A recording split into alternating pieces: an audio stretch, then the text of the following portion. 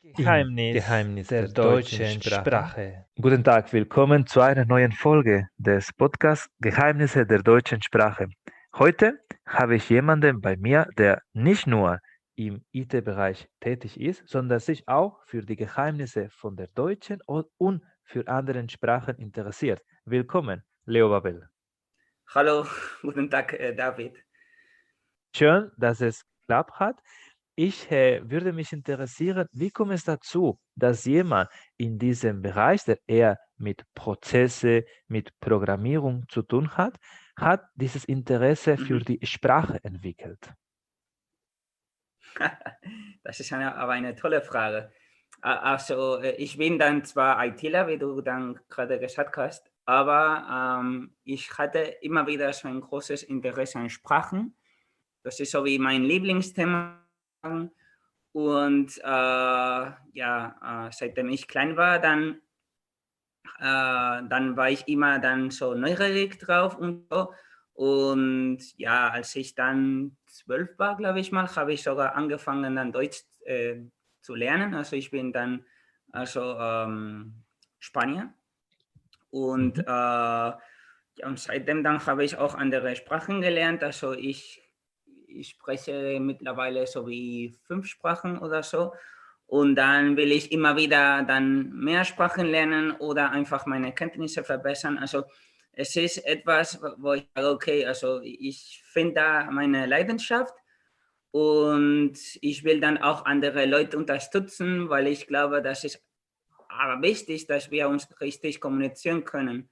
Und indem man Sprachen beherrscht, dann kann man wirklich auch dann, also nicht nur weitere Leute kennenlernen, sondern auch dann vielleicht auch die Kulturen dann besser erfahren und erleben. Und ja, also ich finde dann Sprachen sind ein tolles Medium und ja, das ist so Sprache wie mein, ja. bestehen einfach auf Interaktion, aus Bewegung und wir haben zu hören ein Ja, sehr wichtiges Beispiel, wie diese Leidenschaft in einem nicht ja, nur bei sich belassen bleibt, sondern wie bei ihm einfach mittels Bücher so sich entwickelt hat, dass inzwischen er bei einigen von diesen Artikeln bzw. von diesen Büchern sogar ein Bestseller bekommen hat. Mehr Details bekommen wir noch zu Ende der Sendung.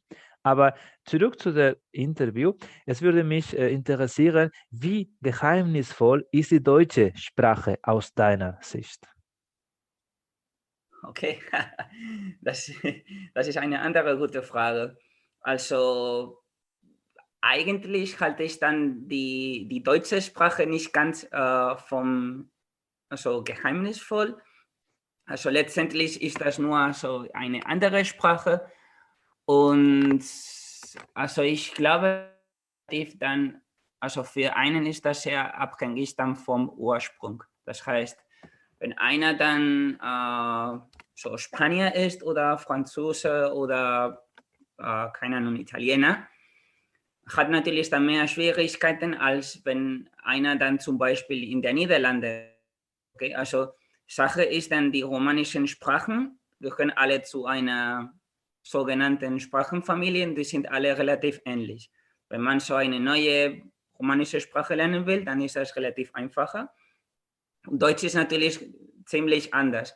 Aber wenn, wie gesagt, zum Beispiel so wie aus, sagen wir mal, jetzt dann Schweden kommt, dann ist das wirklich nicht so geheimnisvoll, weil letztendlich dann findet er auch dann oder sie dann die Ähnlichkeiten mit der eigenen Sprache. Und ja, es gibt auch viele Elemente in der deutschen Sprache, so wie die Fälle, so Akkusativ, so solche Grammatik, die man zum Beispiel auch in Lateinisch findet. Also von daher ist das also meiner Meinung nach nicht so ganz geheimnisvoll. Mhm. Es kommt nur darauf an. Ja.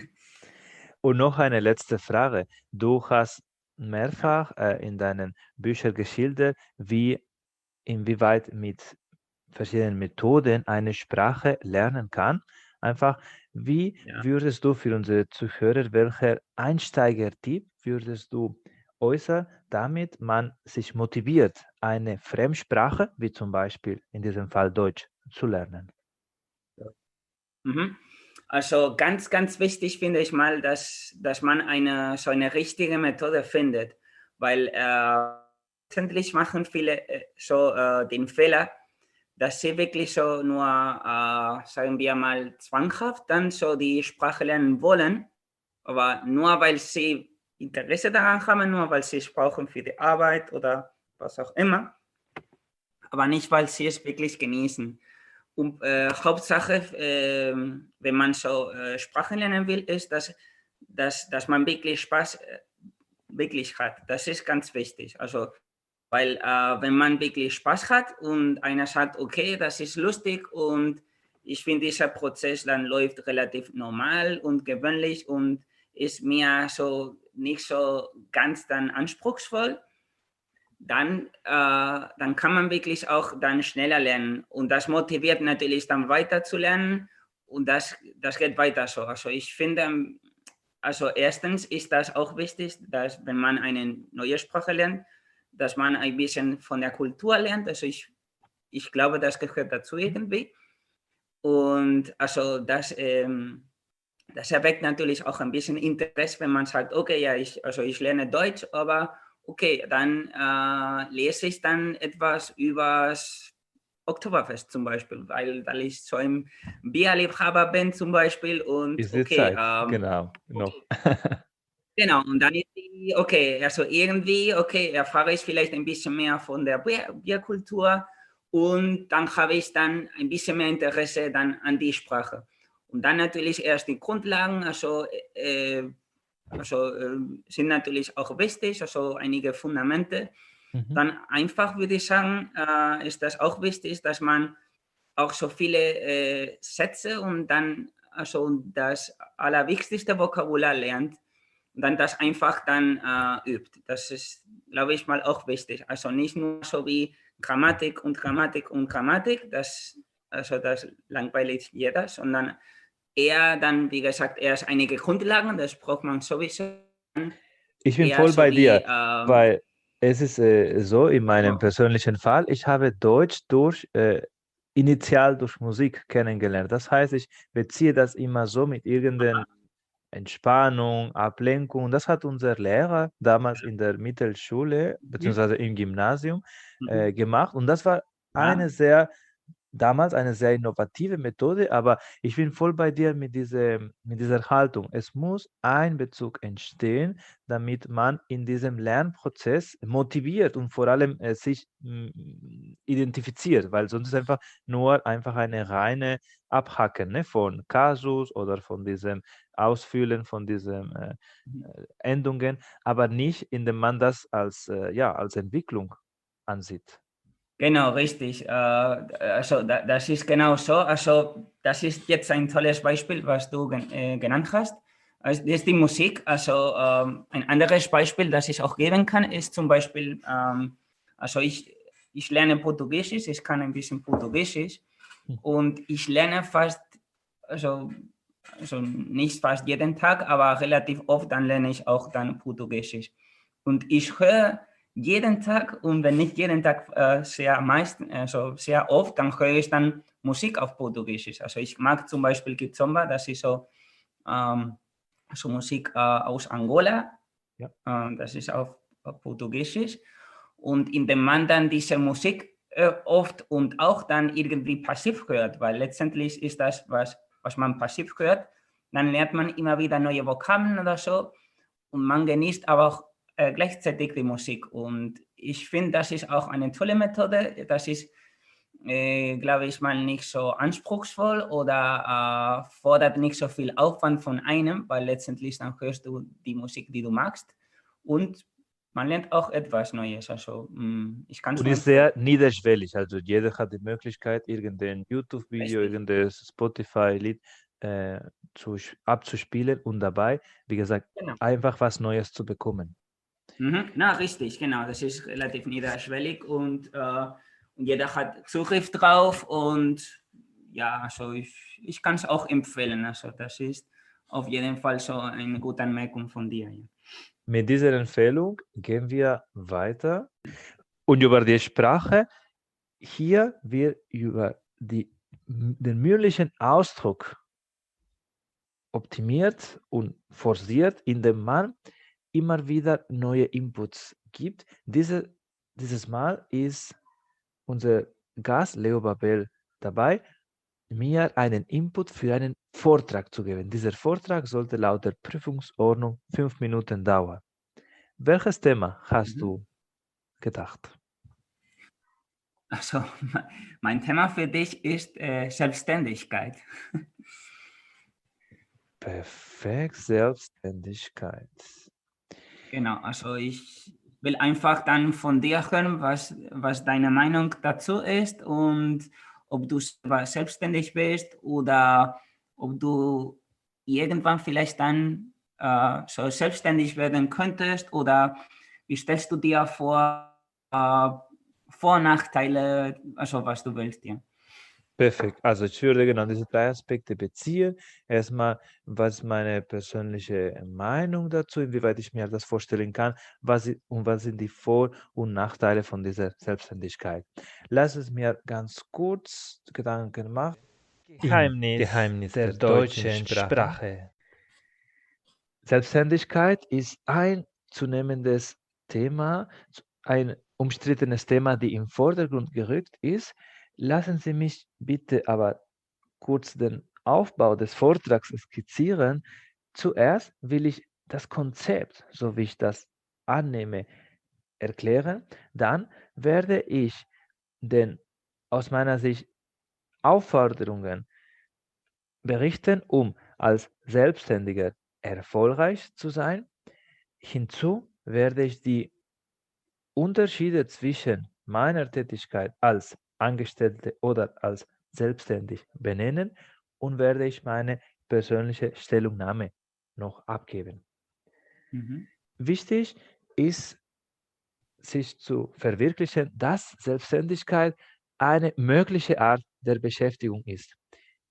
Diese Form ist mit einer niedrigen steuerlichen Last verknüpft, wenn wir das mit anderen Angestelltenverhältnissen vergleichen. Ein wichtiger Aspekt ist, dass der Aufwand, um eine Selbstständigkeit zu erreichen, ist Grund- und vorgeschrittene Kenntnisse über einen bestimmten Bereich, um diese Dienstleistung besser als die übliche Konzerne anzubieten. Als Beispiel wäre, wenn man ein Buch zum Beispiel schreiben will, ohne die Unterstützung von einem Verlag, muss in der Lage sein, alle diese externalisierte Merkmale oder Einstellungen, sei es zum Beispiel das Marketing, die Veröffentlichung oder Medien, die Marketingkampagnen, müssen so eingespielt sein, damit man über die Unterstützung von diesem Verlag klarkommt. Anderweitig wäre es zu denken, dass die Selbstständigkeit kann zwar mehr Gewinn, mehr Einkommen mit sich bringen, hat aber ein größeres finanzielles Risiko. Hintergrund ist, dass die meisten Staaten, wenn wir das jetzt im europäischen Vergleich betrachten, werden nicht so für zum Beispiel für den Produktausfall oder für mehrere Zwischenfälle einspringen. In einem klassischen Beispiel, wenn man langfristig krank wird oder wenn man sozusagen eine schwierige Phase hat und kann mit dieser Dienstleistung, mit diesem Produkt nicht die erzielte Zahlen erreichen. Ein Beispiel wäre, dass in der Corona-Zeit mehrere Betreiber von Diskotheken oder Nachtclubs in der Selbstständigkeit nicht die Rechnungen und nicht die Grundausgaben begleichen können. Aber jemand, der angestellt ist, wurde von der Stadt geschützt und hat diese Kurzarbeit oder hat eine andere soziale Leistung bekommen. Wenn ich das mit meinem Beruf denke, es gibt die Möglichkeit, sowohl in einer Klinik oder in einer Praxis oder in einem Amt angestellt zu sein, in dem man regelmäßige Arbeitszeiten und ein klares, einen klaren Aufgabenbereich hat, oder kann man sich mit dem entsprechenden Bundesland in Verbindung setzen und eine sogenannte Lizenz, das heißt Kassensitz, erwerben, um eine Praxis, in diesem Fall von meiner Fachrichtung als Mediziner, anzubieten. Und da bin ich abhängig davon, wie viele Klienten, wie viele Patienten ich betreue und wie werden meine Leistungen vergütet. Sei es von Krankenkassen, sei es von den Berufsgenossenschaften oder sei es von den Privatzahlern. Ich könnte mir mit einem zunehmenden fachlichen Erfahrung diesen Schritt durchaus vorstellen, damit ich meine Konzepte und meine Haltung, wie ich mein medizinischer Alltag sehe, besser mit meinen Werten beispielsweise konkurrieren kann, beziehungsweise dass ich das besser übereinstimmen darf, indem ich 100% entscheide, wie welches Protokoll, welches Standard angewendet wird. In diesem Sinne, ich glaube, dass die Selbstständigkeit muss sorgfältig überlegt werden, aber ist mit einer persönlichen Entwicklung verknüpft. Ich bedanke mich für Ihre Aufmerksamkeit. Und falls noch Fragen zu klären sind, jetzt wäre es die Möglichkeit. No, das ist eine ganz interessante Überlegung. Also danke dafür. Also ich stimme dann großzügig zu. Also da bestehen natürlich dann Risiken und so, das ist klar. Also ich bin dann selber Selbstständiger seit Januar. Und es ist klar natürlich, also man muss dann Zeit investieren und etwas Geld. Es ist natürlich dann abhängig dann vom Geschäft, also vom Business. Und ja, es kann doch klappen, es kann funktionieren oder einer kann natürlich auch scheitern. Kann natürlich auch vorkommen. Aber ich würde aber sagen, also es lohnt sich, glaube ich mal, wenn einer wirklich dann etwas anders machen will, vielleicht dann als Nebenjob, sagen wir mal, oder wenn man vielleicht dann auch nur zusätzliches Einkommen braucht oder will, dann so kann man sowas machen, ja. Also, ich bin, wie gesagt, aktuell angestellt. Ich schließe aber nicht in der Zukunft aus, so wie du das erwähnt hast, einfach als Möglichkeit, sich zu entfalten, als Nebeneinkommen zu haben, um andere Fähigkeiten einfach auszuleben, wie zum Beispiel dieses Spracherwerb oder eine Sprache lernen oder andere mögliche anderweitige genau Sachen, die jetzt nicht unbedingt mit Medizin zu tun haben, wäre ich nicht davon abgeneigt, das auszuprobieren mittels Selbstständigkeit. Gäbe es aus deiner Sicht noch eine klärende Frage oder etwas, das du loswerden möchtest?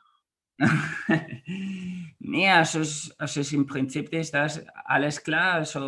Also du hast das wirklich, glaube ich mal, ziemlich gut erklärt. Also da bestehen die Risiken. Es gibt Vorteile natürlich, also niedrigere Steuersätze, das ist doch klar.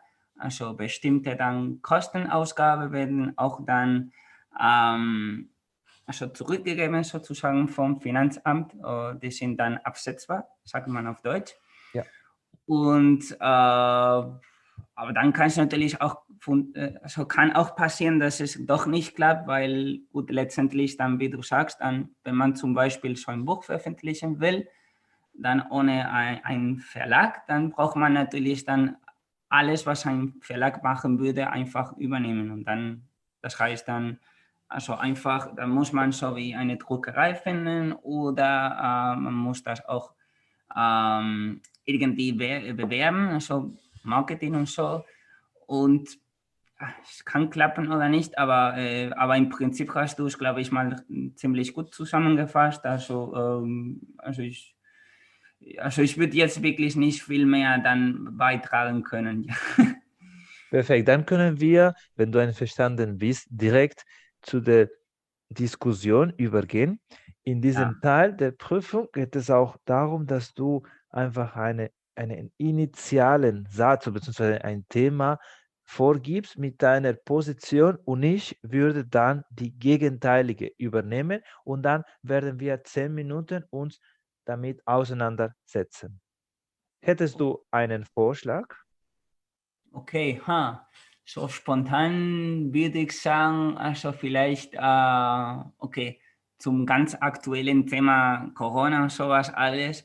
Also fragen sich natürlich viele, also wie ist das überhaupt dann vorgekommen und ja, aus welchem Land oder das alles dann wirklich dann ausgelöst wurde. Und die Diskussion wäre so wie, okay, also nehmen wir mal an, dass diese Coronavirus wirklich dann von Menschen und nicht dann aus natürlichen Gründen, sondern nur aus Menschen dann ausgelöst wurde.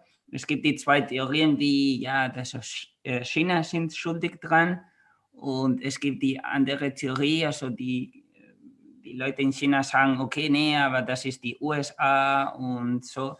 Also ich würde sagen, also meine Theorie, also für die Diskussion ist wie, okay, also für mich sind die Chinesen eigentlich dann verdächtig, weil, okay, also dieses Virus ist so ganz plötzlich dann so in China ausgelöst worden. Und irgendwie haben sie das gut kontrollieren können, also zum Glück. Aber irgendwie ist das auch so, dass wir aktuell, also ganz weltweit noch viele dann Corona-Fälle haben, also viele Infizierte und so. In China sieht es aber so aus, dass sie wirklich das alles ganz gut kontrollieren. Also sie haben wirklich sehr wenige Fälle, wenn das wirklich so ein riesengroßes Land ist mit, glaube ich mal, 1000 Millionen Einwohnern, glaube ich mal. Ungefähr, ja. Und also das ist, glaube ich mal, sehr auffällig, so wie, sagen wir mal, also ich kenne jetzt die genauen Zahlen nicht, aber so wie insgesamt 2000 Fälle zum Beispiel in China aktuell und dann in Spanien sozusagen, weil gut, das ist also im Vergleich zu China natürlich ein ganz kleines Land, dann gibt es vielleicht dann vierfach mehr dann Fälle. Und das ist wie, okay, was passiert hier?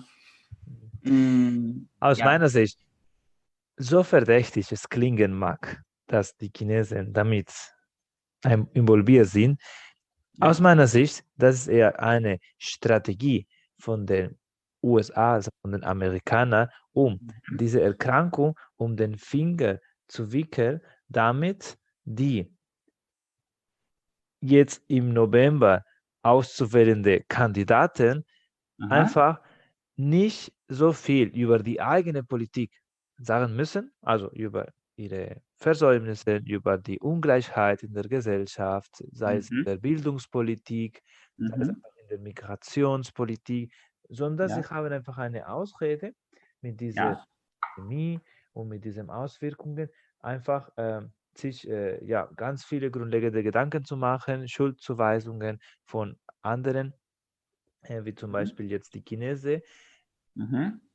Interessanterweise, vor einigen Jahren haben Amerikaner, sowie diese AMC, einige von diesen Produzenten oder von diesem, also sie haben so Content, sie haben einfach Inhalte erstellt, wo es meistens ging, was würde in einer neuen Welt passieren. Also sie haben uns seit Jahren mit der Frage konfrontiert, falls eine Art von Virus ausbricht, in diesem Fall, das uns als Zombies, als Unlebende umwandelt. Wie ändert sich, wie ist die neue Umgestaltung der Gesellschaft, welche Werte sind immer noch gültig, welche sind eher nicht mehr wichtig. Deswegen habe ich den Verdacht, dass diese Virus, sollte es eine menschliche Erfindung sein, ist Ja. von den Amerikanern, weil das trifft die zu einem sehr passenden Moment, weil die können, so wie das vor einigen Tagen passiert ist, auch als Ressource, als Waffe nutzen, um sich Ja. gegenseitig einfach abzulenken, beziehungsweise Mhm. um das Ganze, also um die ganze Situation eher zu verspielen. Was ist deine Meinung dazu? Sind doch nicht die Amerikaner damit involviert in diesem ganzen Corona-Bühne? Also, okay, die Theorie also hört sich gut an. Also es klingt auf jeden Fall logisch. Ähm, was ich aber noch nicht verstehen würde, ist, also wieso das Ganze wirklich dann in Wuhan, also in China, im fremden Land dann alles ausgelöst wurde. Weil, also die einen sagen, okay, also es wurde dann von den Amerikanern eingeführt, dann also in dieser Stadt und so. Und dann irgendwie ist was auch immer passiert und dann plötzlich dann bumm, so viele Infizierten. Es kann gut sein, aber also was mir dann so Sorgen macht sozusagen, ist, dass die chinesische dann Regierung nicht so ganz transparent ist. Das ist halt die Sache. Also, weil letztendlich dann ist das, glaube ich, mal erst im November dann also ausgelöst worden. Und dann erst hat man dann darüber, glaube ich, mal im Januar gehört. Und das ist wie, okay, also seit November wusstet ihr bestimmt Bescheid, dass es so ein solches Virus gab und so. Ihr habt es vielleicht kontrolliert oder so, aber irgendwie habt ihr dann geschafft, dann das Ganze zu verstecken, damit es für die Öffentlichkeit nicht bekannt war. Und das ist, was mir wirklich Sorgen macht, wenn die Regierungen nicht so ganz transparent sind und etwas zu verstecken haben, dann, dann sind die für mich einfach verdächtig. Also Ich kann deine Sorge bis zu einem bestimmten Punkt nachvollziehen. Die Chinesen haben tatsächlich eine Tradition, sei es vom Geheimdienste, von einfach einer anderen Gestaltung von dieser Information, die Transparenz aufgrund der Kultur hat einen anderen Stellenwert. Ja. Aber hier kommt der Unterschied in den Meinungen. Es gab bereits wissenschaftliche Studien, die dieses Virus bereits im Abwässer in Europa schon Anfang 2019 nachgewiesen haben. Okay. Vielleicht ist einfach im Laufe der Zeit diesen großen Staat China aufmerksam geworden und dann hat dazu diesen Alarmstufe ausgerufen bzw. Maßnahme getroffen. Aber es könnte sein, dass einfach auch diese westlichen Länder, unter anderem die USA, schon einige mehr Todesfälle auf den Intensivstationen oder auf Krankenhäuser gab und sie haben das nicht weiter verfolgt. Und natürlich, was man nicht nach unterkratzt, wird nicht gesehen und wird einfach so mit den gleichen Realitätsbrillen betrachtet. Das heißt irgendwie eine Grippe oder eine einfach übliche Lungenentzündung.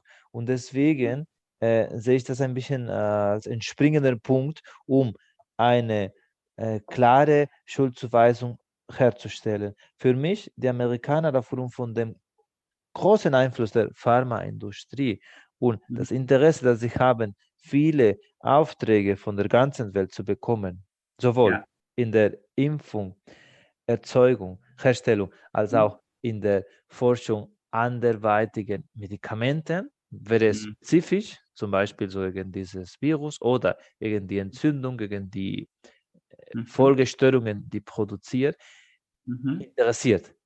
Und aus diesem Hintergrund halte ich für erforderlich, diese Verdacht nachzugehen und eine unabhängige Kommission aufzurufen, damit man die genaue Konstellation von den Verantwortlichen erfassen kann. Was würdest du dazu sagen? Also ich bin damit einverstanden. Also ich glaube, da braucht man sowieso so wie einen Ausschuss, also wie ein Komitee, einen Ausschuss gestalten,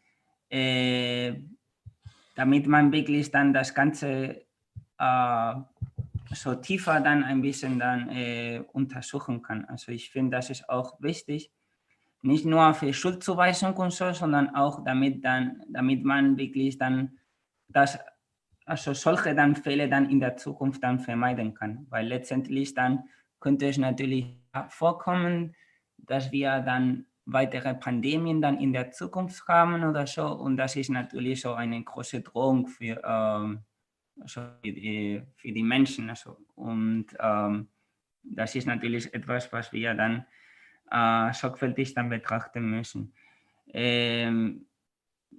Es ist natürlich aber auch klar, dass die Pharmaindustrie ganz mächtig ist und so. Und also diese Theorie, diese Stellung ist eigentlich so, oder ich sehe das auch so, dass sie natürlich dann auch so viel Geld machen wollen, also mit Impfstoffen und solches, das ist klar. Ja, trotzdem oder andererseits dann habe ich immer dann so im Hinterkopf dann dieses Gedanke, so wie, okay,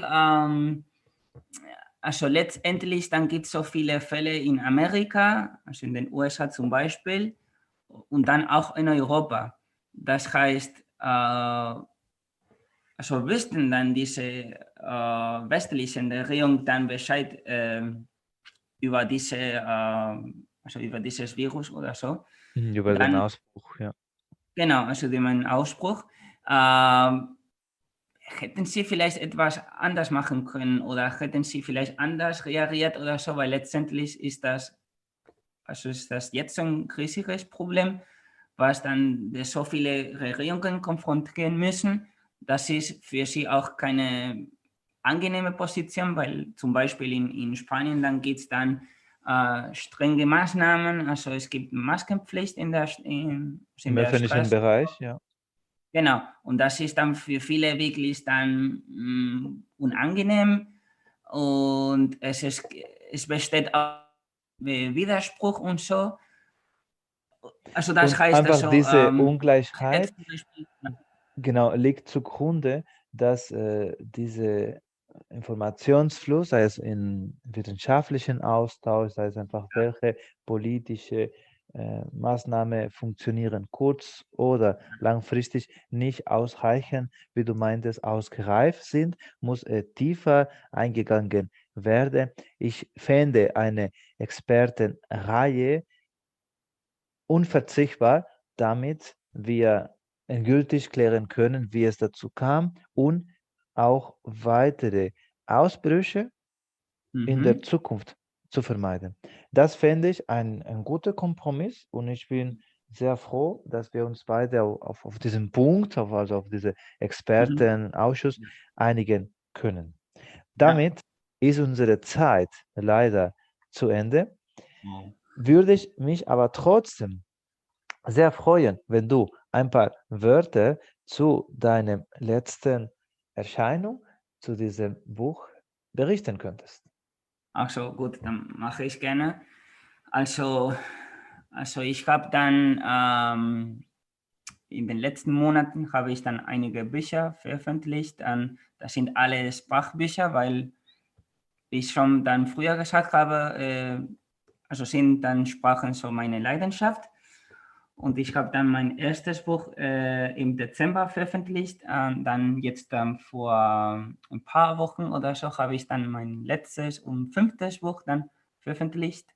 Und Pläne noch dann, also habe neue Pläne für weitere Bücher. Also jetzt noch in diesem Jahr, dann will ich dann 1 oder 2 Bücher mehr veröffentlichen. Alle, wie gesagt, immer in diesem Bereich. Wie könnten wir diese Ja. Bücher finden? Also die sind alle dann auf Amazon erhältlich Und also muss man nur dann nach Leo-Babel suchen, also ganz einfach Leo-Babel. Wenn man danach sucht, dann findet man schnell dann die 5 Bücher. Und so die Idee dahinter ist, wie gesagt, immer wie, okay, erst so will ich dann die Kultur ein bisschen vorstellen, dann einige Grundlagen und letztendlich ja, also braucht man auch, wie gesagt, dann diese Sätze und so. Das kommt dann danach. So in verschiedenen Kontexten oder Situationen, dann gebe ich dann die wichtigsten Sätze oder das allerwichtigste Vokabular, was man braucht, wenn man zum Beispiel so nach Spanien reist, zum Beispiel, okay? Und also es gibt dann Bücher zu verschiedenen Sprachen. Also das erste Buch war so Spanisch für Deutschen oder Deutschsprachler. Dann Italienisch auch für Deutschsprecher, dann Englisch auch für Deutschsprecher. Das letzte Buch war so Kurzgeschichten auf Italienisch, auch für Deutschsprecher.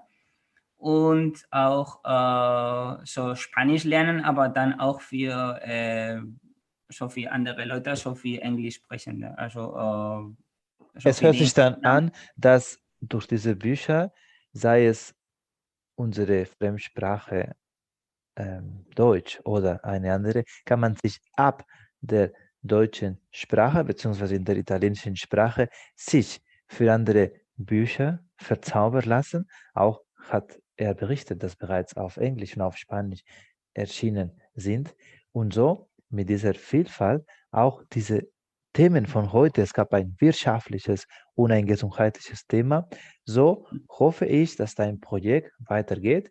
Vielleicht ergibt sich einfach eine weitere Zusammenarbeit damit, wie unser Ziel ist, die Geheimnisse der deutschen Sprache beseitigt werden und man traut sich zu reden und die Sprache letztendlich zu verbessern.